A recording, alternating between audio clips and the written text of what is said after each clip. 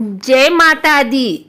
आइए सुनते हैं गुप्त नवरात्रि की 10वीं महाविद्या माँ कमला की यह कथा। गुप्त नवरात्रि की 10वीं महाशक्ति और महाविद्या देवी कमला यानी लक्ष्मी जी हैं।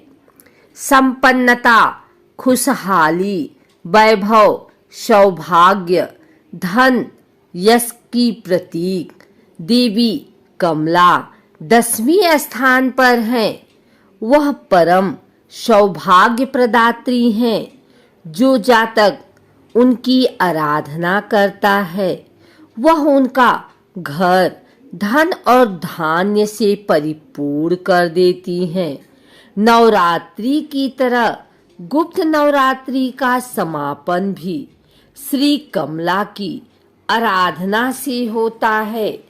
कमल के पुष्प पर विराजमान देवी कमला का संबंध कमल से है। कमल पर पुष्प पर आसीन होने के कारण ही उनका नाम कमला पड़ा। देवी को कमल पुष्प प्रिय है। कमल कीचड़ और दलदल में खिलता है, यानी नकारात्मक परिवेश होने पर भी सकारात्मकता के पुष्प खिल सकते हैं।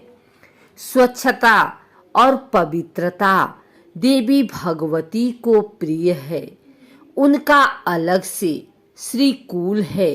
उनको प्रकाश प्रिय है। अंधेरे से नफरत है। वह नारायणी है। भगवान विष्णु के साथ गमन करती हैं। वह प्रसन्न होती हैं। जो तिजोरी भर देती हैं, लेकिन यदि अप्रसन्न होती हैं तो अपनी बहन अलक्ष्मी के साथ वह रंक भी बना देती हैं। देवी की आराधना तीनों लोकों में दानव, दैत्य, देवता तथा मनुष्य सभी करते हैं।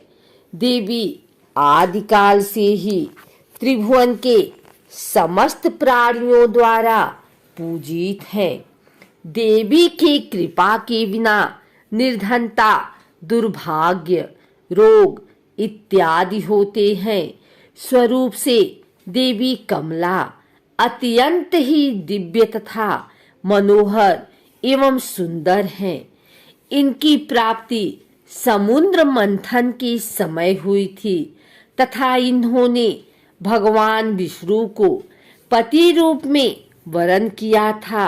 देवी कमला तांत्रिक लक्ष्मी के नाम से भी जानी जाती हैं। श्री विद्या महात्रिपुर सुंदरी की आराधना कर देवी श्रीपद से युक्त हुई तथा महालक्ष्मी नाम से विख्यात भी। देवी कमला चतुर्भुजी हैं। उनका प्रादुर्भाव की कथा समुद्र मंथन से जुड़ती है। समुद्र मंथन के समय देवी भगवती अमृत कलश लेकर निकली। दिवाली इनका महापर्व है। 10 महाविद्या में कमला देवी की आराधना के साथ गुप्त नवरात्रि संपन्न होते हैं। वस्तुतः वही अन्नपूर्णा है। सौभाग्य और सौंदर्य की उपमा उनसे ही दी जाती है। कमला का अर्थ कमल के पुष्प से है। माँ सती का यह रूप कमल के आसन पर विराजमान है। साथ ही माता रानी जिस सरोवर में हैं, वहाँ भी चारों ओर कमल के पुष्प हैं। माता रानी ने हाथों में भी कमल के पुष्प ही पकड़े हुए हैं, जिस कारण उनका नाम कमला देवी पड़ा। माता कमला का स्वरूप मन को मोह लेने वाला व शांति प्रदान करने वाला है। माता का वर्ण सुनहरे रंग का है, जिसमें से तेज निकल रहा है। उन्होंने लाल रंग के वस्त्र पहने हुए हैं और कई तरह के सोने के आभूषणों से सुसज्जित हैं।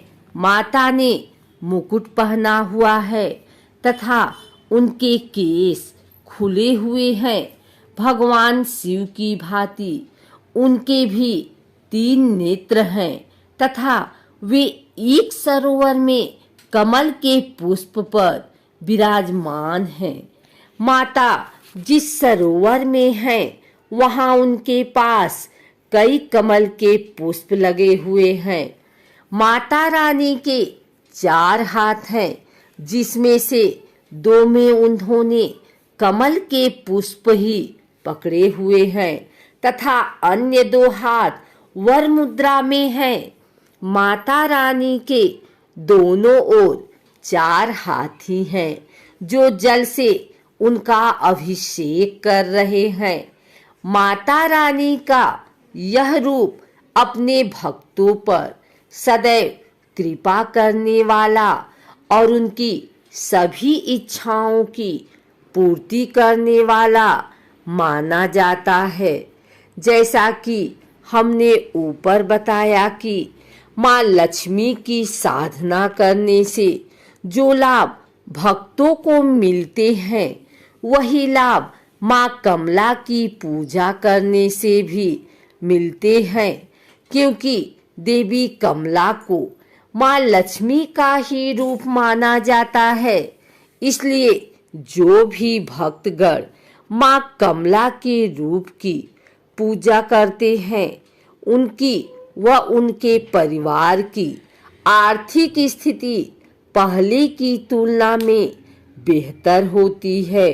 उनके परिवार पर आया आर्थिक संकट दूर होता है तथा व्यापार में उन्नति देखने को मिलती है। व्यक्ति विशेष के सुख व वैभव में वृद्धि देखने को मिलती है तथा आर्थिक रूप से छाए संकट के सभी बादल छट जाते हैं। कमला देवी महाविद्या की पूजा मुख्य रूप से गुप्त नवरात्रों में की जाती है। गुप्त नवरात्रों में माता रानी की 10 महाविद्याओं की ही पूजा की जाती है, जिसमें से अंतिम दिन महाविद्या कमला की पूजा करने का विधान है। माँ कमला को अपने गुणों के कारण सभी देवियों व महाविद्या में सर्वोच्च रूप माना जाता है। माँ कमला से संबंधित रुद्रावतार कमलेश्वर महादेव हैं। माँ कमला को लक्ष्मी के समान प्रकाश पसंद है तथा वे अंधेरे से दूर रहती हैं। देवी कमला को एक तरह से तांत्रिक लक्ष्मी भी कहा जाता है, क्योंकि लक्ष्मी के इस रूप की पूजा मुख्य रूप से तांत्रिकों के द्वारा की जाती है। अगर आपको हमारी वीडियो अच्छी लगी हो तो इसे लाइक करें, कमेंट करें, शेयर करें और हमारे चैनल भक्ति गाथा को सब्सक्राइब करके बेल नोटिफिकेशन ऑल पर सेट कर लें, ताकि आने वाली वीडियो सबसे पहले आप तक पहुंच सके। धन्यवाद।